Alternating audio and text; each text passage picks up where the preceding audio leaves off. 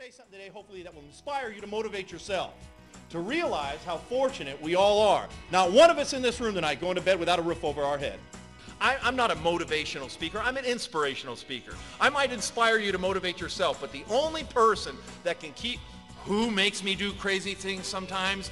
Me. Who makes me not be the best husband I could be to my wife? Me. Who sometimes is short-tempered with my children? Me. Who do I blame? You.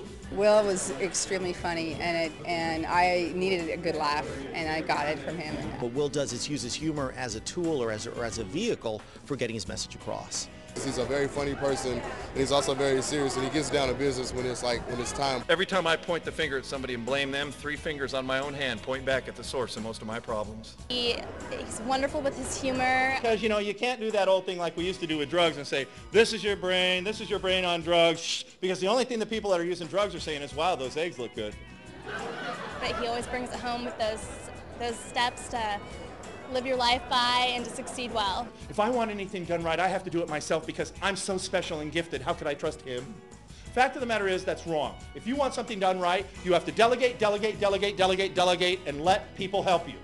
I think it's instrumental for our supervisors and employees to do these kind of things together, build those relations. Being a leader is delegating, and I think that's a really important message.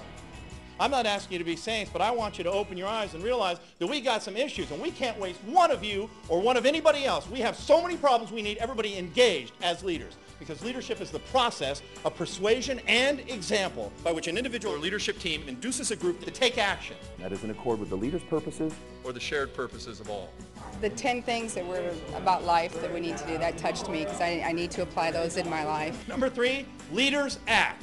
Leaders come to meetings like this. I know you got other stuff to do. Number 6, I want you to be reflective. I want 30 minutes a day of exercise followed by 30 minutes of prayer, meditation, or contemplation. When I get mad at my wife, I get on Stairmaster.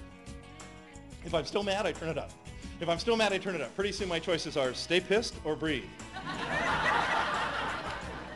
Number 9, be men and women of integrity. Say what you mean, do what you say, and when you don't, admit it.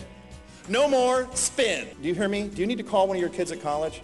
Is there somebody in this room you need to walk up to and say, hey, let's start over? Do you think I'm playing with you? I want you to understand that life is a precious gift. And yet we come to work in the morning. You know, if he says anything about me being late, I'm going to remind him of the time that he took off and went on one of those hoity-toity little meetings about leadership, and we had to do the damn report. And if he says this is the 3rd time I've been late, and if I've got time to stop for cappuccino, I've got time to be on time, I'm going to tell him, you walk in, your boss goes, good morning, and you're pissed because you wanted to rip his heart out. He'll say this, I'll say that. He'll say this, she'll say that, and then you're mad because it didn't happen. Oh, it was wonderful, and I think it was just a great message for everybody. It's motivating, it's dynamic, but it has depth. You could tell by looking around the room. I think it really opened people up. You know,